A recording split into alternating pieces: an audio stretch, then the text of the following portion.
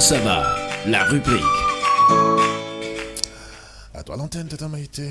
Voilà, tonton Al, donc comme ni ñu koy defee chaque lundi mercredi vendredi donc tey encore dañuy waxtaanee mbirum santé. ànd ci toujours ak Fatou Camara muy spécialiste en santé donc tey nag dañuy waxtaanee amygdalite donc amygdalite yi moom. bien maîtrisé. gis nga dafa téye sax te dama wax yaa ngi romb di dem. mooy yow tam yow toogal foofu yow. Oh. ñun du ñu ay fodé. donc tey ci loolu la ñuy waxtaanee donc damay bàyyi déjà donc Fatou mu nuyoon teg auditeurs yeeg internautes yi après ñu dugg ci sujet boobu. salaamaaleykum Tata Maïté. maaleykum salaam. waaw def sa daraani ba mu baax. tonton Al. Oui, ça va? tonton Al ma gémmentu. salaamaaleykum à tout le monde. Vraiment, Kader suñu Cheikh Faye suñu sœur. nuyu naa leen Tata Lari.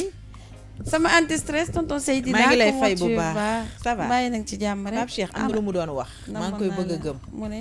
kër gi ku fi ñëw benn ngay indaale ñaari weer boo ko defee am téeméer man lii nag jaaxal na ma bu loolu yaboo moo tax mu tuddee ma njaago danaa fayu. Donc, waaw kay. bon Tata Maïté tey amygdalite lañ leen indil. instant yi au ralenti lay dem. waaw loolu la nag. On y va, Fatou. Bon, l'amygdalite, en fait, tonton Al, c'est l'inflammation des amygdales. Hein? Donc, ku ne xam na ni amygdale, en fait, ci olof mooy xeeru baat. xeeru baat. Xeeru baat, waaw, qui sont les ganglions, en fait. C'est l'ensemble des ganglions lymphatiques qui se trouvent entre le voile du palais, là, en haut de la langue, derrière, entre le voile du palais et le début du larynx. maanaam voilà. dañ koy expliquer ci wolof mu gën a leer daal. Ah man est-ce que dégg naa maanaam ci diggante. non non ci maanaam ci kaw làmmiñ làmmiñ bi. non làmmiñ gi ci kaw. Waaw. foofu mooy palais bi. loolu palais la tudd. waaw maintenant moom il s'est rétroplacé en fait palais bi boo ko rombee. waaw fuy nooy fi. waaw maanaam put bi ci kawam. waaw xam nga put bi ci suuf la. waaw put bi ci kawam. Aha. foofu mooy voile du palais bi. waaw. léegi moom nag dafa nekk ci Merci, ginnaaw Saliou. voile du palais bi. léegi moom dafay xaw a laal tuuti ŋaam yi diggante put bi la nekk ak ŋaam Ŋaam yi. yi, d'accord. voilà moom foofu lay toog léegi toute infection bu ñëwee rek mu capté ko donc am na ci ñoo xamante ne déjà du leen sonal mais surtout c'est les enfants de 0 pas de 0 en fait de 1 an à 8 ans. daf leen di faral di sonal torop sax donc les symptômes déjà pour ñu mën ko ràññee bu baax ci xale yi ne am nañ ko déjà y a la douleur. donc faire très attention parce que dañ koy xaw a jaawale ak oreillon. mais seulement moom en général buy def amygdalite buy inflammé wu ñaari ñooy inflammé ndox En même en temps. général. sauf que parfois mën na inflammé benn côté beneen côté bi bàyyi. mais d'accord est-ce que je peux poser une question avant ngay lii ngay dem mais Fatou lan moo tax amygdale yi day am ay boules yu jaune yoo xamante ne daf ciy nekk am na ay boules yu jaune yoo xamante ne des fois boo nee ni après da ngay sentir ne am na ay boules yu ndaw yu jaune yuy génn yooyu waaw mais du ci des fois ñëpp loolu sax bu des fois sax inflammé dafay ba génn ci sa tijjeeku bakken yi même bu dul génn sa bakkan et puis ça sent très mauvais mooy tax sax kii am amygdalite en fait dafay am mauvaise haleine. mauvaise haleine waaw. voilà donc da ngay yaakaar aussi am na ñoo xam ne bu ñuy lekk li ñuy lekk mooy dugg ci paroi yi parce que déjà amygdale yi bu enflé rek day tijjeeku te c'est des poches yi nga xamante ne les ganglions sont logés à l'intérieur donc lépp li nga xamante ne yaa ngi koy wanaasu rek mën na fa dugg.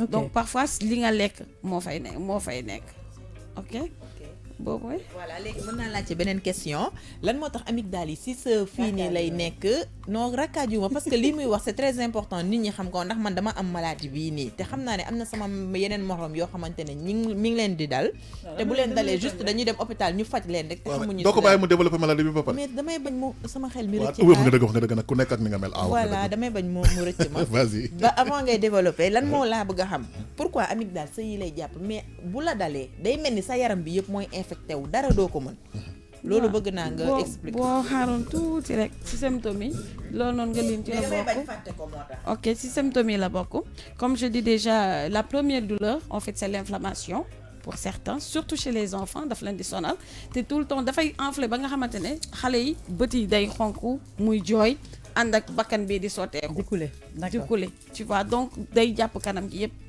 ŋaam yi metti surtout buy wanaasu yaa ma ko may. buy yaa ma ko may. Pardon, Fatou. Surtout buy wanaasu.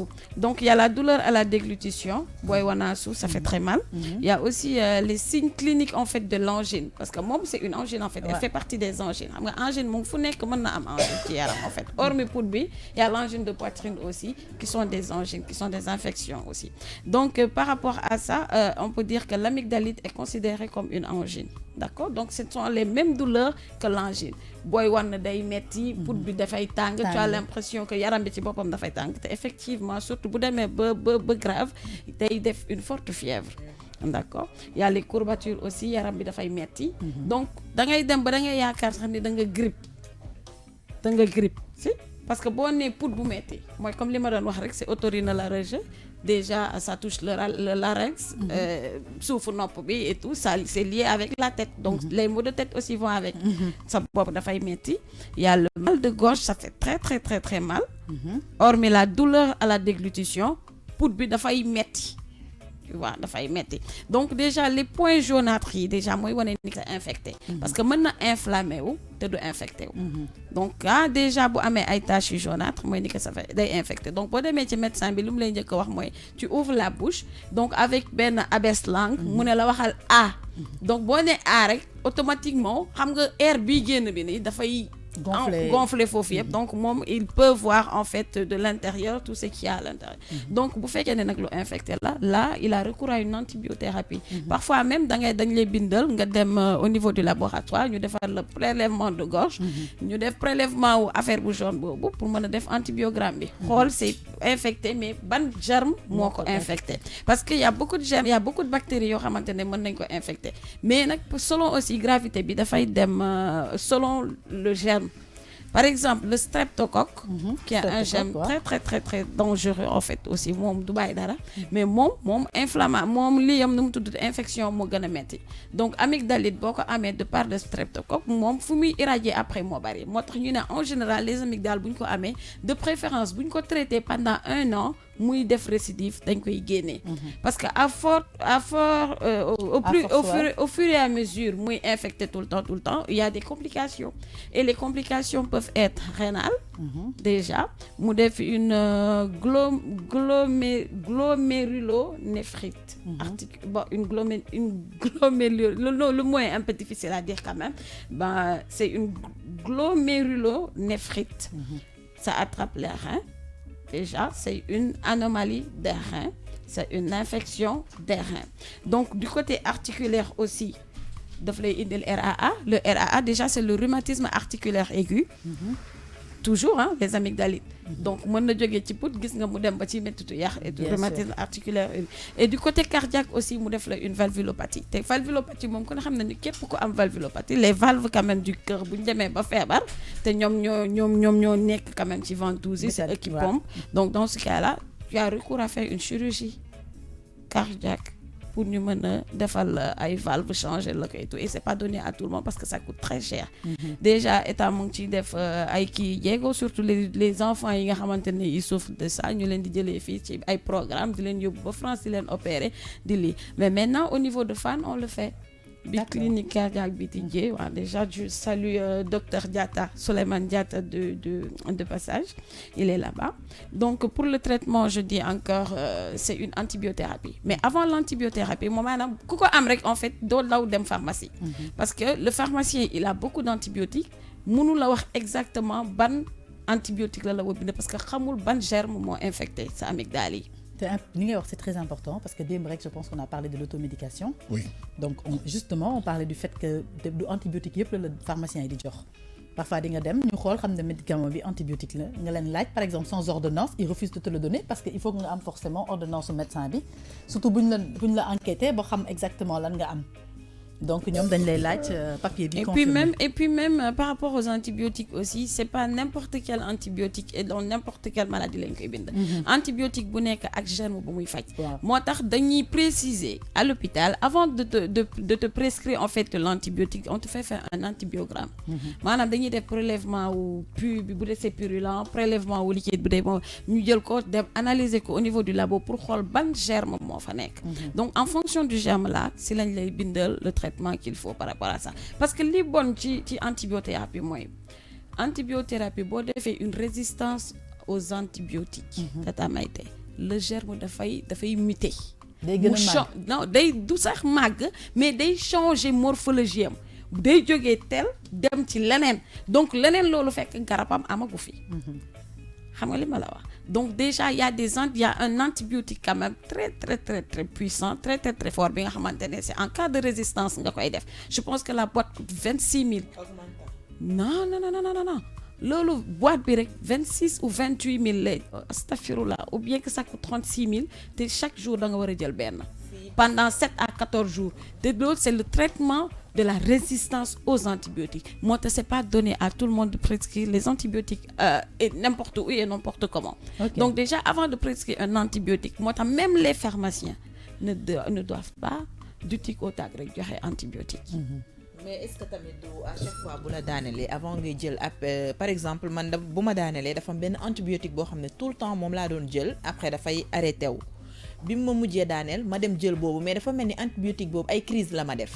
moom laa lay expliquer les amygdalites ce sont des ganglions xam nga médecin mais au lieu bu ma daanelee ma demaat hôpital mais comme man am naa sama garab je me dis que lii tout le temps bu ma ko naanee daf ma war a mais nag c'est pas ça moom laa lay automédication bi ñu doon expliquer démb rek non du je dis pas automédication sax mooy li may expliquer rek les amygdalites les amygdales en fait sont des ganglions lymphatiques mooy ñi nga xamante ne ils sont dans les ganglions ils sont am na fii ci suufu put bi am na fii ci aisselle bi am na fii donc déjà yow bu amee infection caqaar yow boo amee une petite infection rek moom mooy njëkk a signaler ni tu as une infection ça fait mal parce que moom day inflammé wu donc yow bu fekkee ne à chaque fois boo amee infection rek moom il s'inflamme infection bi nga demee par exemple ñu bindal la bu dee augmentin la bindaloon boobu c'est parce que le germe bi mu fa gisoon c'était compatible avec l'augmentin ça ne veut pas dire que à chaque fois boo amee sa amygdale bu jógee rek c'est le même germe tu as été en contact avec ce même germe là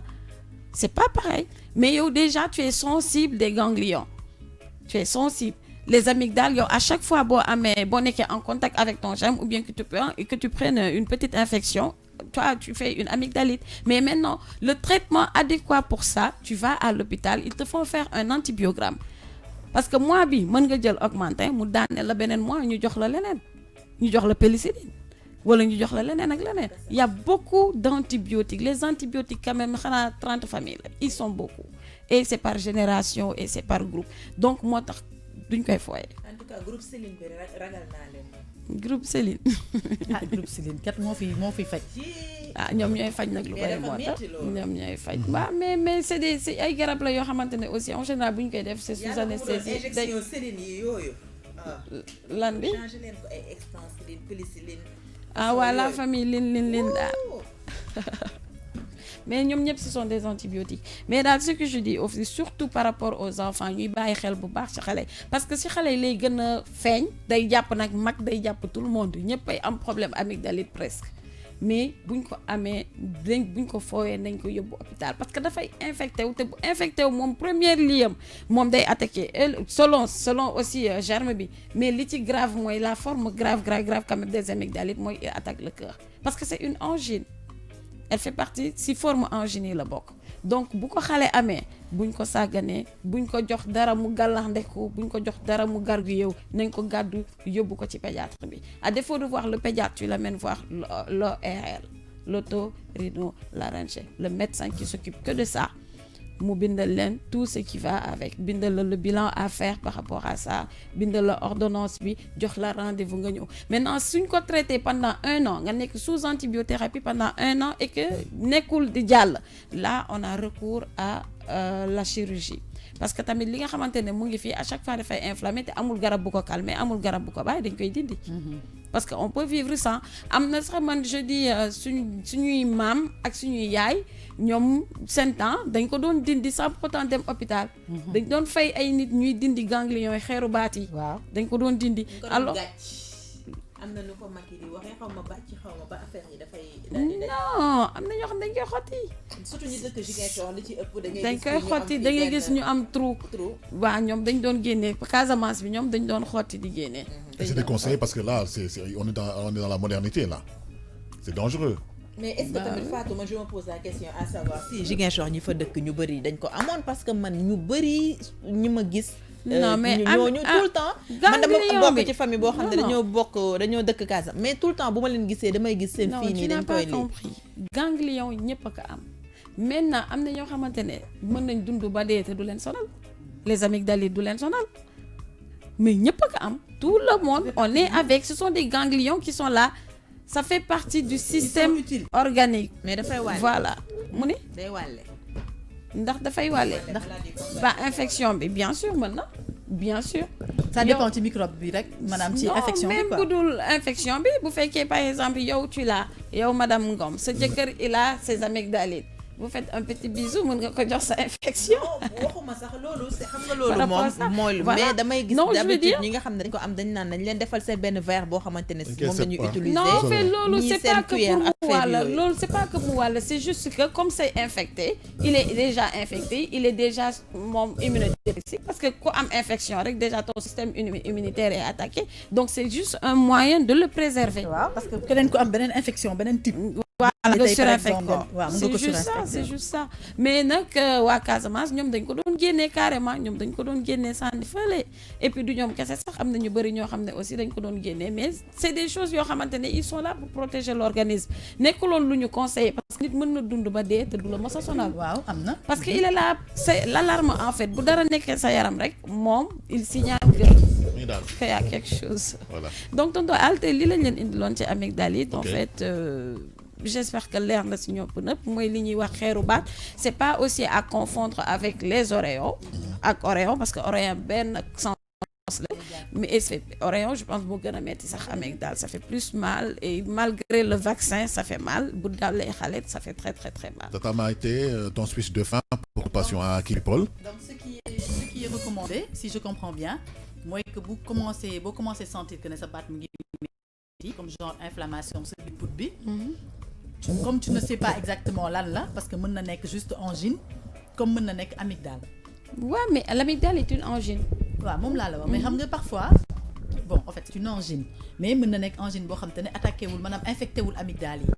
Bien sûr voilà amygdale yi infecté wu ko c'est juste que dafa inflammé amygdale yi mais. feneen moo parce que les angines aussi voilà. Il y a les angines érythémateuses il y a les angines bon les amygdales aussi il y a les angines de poitrine donc en fait mën na nekk angine érythémateuse sans pourtant mu laal amygdale yi effectivement moom laa bëgg wax. voilà donc du coup comme tu ne sais pas parce que xam nga li gën a graaw ci yenn feebar yi mooy dañuy niru presque ay symptômes. moom si boppam surtout amygdale ak il a les signes en fait c'est les mêmes signes. Donc ce qui serait recommandé mooy que quand tu sens déjà benn inconfort wala genre douleur yoo xam da nga koy am. ci baat bi rek sauf que moom il est typique dès que ça fait mal dès qu'il est infecté il s'enfle ku la xool sax xam ne say amygdale dafa néewi. waaw parce que sa fille dafay néewi. il s'inflamme il souffre. donc moom moo tax mën nga def différence entre moom ak angine di nga ko am te sa amygdale yi du enflé. sauf que boo ŋaaŋee c'est rouge à l'intérieur. Parfois aussi il y a des taches à l'intérieur quand c'est érythémateuse pulsacée. Donc c'est différent il y a différents types d'angines en fait. Mais dans tous les cas ku ci am li nga xamante ne yow c'est pas de ton sort nga faj ko dawal dem hôpital ñu bindal la garab yi koy faj c'est ça il faut que ñuy sensibiliser population bi. tu peux avoir une attitude bu sa yaram di am et que peut-être tu peux faire un mauvais jugement penser que c'est les amygdales alors que ça ne l'est pas ou penser que c'est une angine alors que c'est les amygdales parce que parfois les gens n'ont pas ce réflexe de voir exactement wala de comprendre. Donc ce qui serait préférable mooy que nga dem hôpital si tu sens des choses qui ne vont pas va à l'hôpital nga dem seeti ORL wala nga dem seeti ji surtout su dee xale la par exemple surtout les enfants yi nga xam te ne parfois dañuy jàmbat mais yow doo bàyyi xel ci par exemple xale bi li muy jàmbat tu te dis que ne ba xale bi dafay tappale wala dafay ñii dafay ñaar mais habituellement amygdale ce que j'ai constaté man mooy que xale bi day am forte fièvre. Oui, bien sûr. Day am fièvre bu infecté ça fait très mal. Non seulement day am problème mu lekk xale bi déjà day perdre appétit mooy mënoo wax ba mu lekk secondo elle a une forte fièvre donc yooyu moom gaaw nga yóbbu hôpital bu sax réfléchir pareil pour mag aussi boo ko amee. surtout avec la période nga xamante ne le vent est pollué la on a un climat pollué donc ñi nga xamante ne ils sont très très très très faibles en fait seen dañu gaaw a capter dañoo xiibon naturellement ñu def très très très attention bu pëndee bul génn à défaut bu dee mënoo bañ a génn essaie de te couvrir au moins le cou. Absolument. Voilà, Merci et beaucoup. de t'exposer plus dehors, effectivement. Mënoo takk masque kañ, mais au moins nga bañ a exposé wu ci mbedd bi jël poussière bi parce que poussière bi lu nekk lay jël. Mayte nga naan ko ba mu jeex ba fa naan ma léegi jeex na ñu jënaat beneen rek bon. Voilà, maintenant c'était santé, nous parlions des amygdales. Amygdales yi nañ doon waxtaan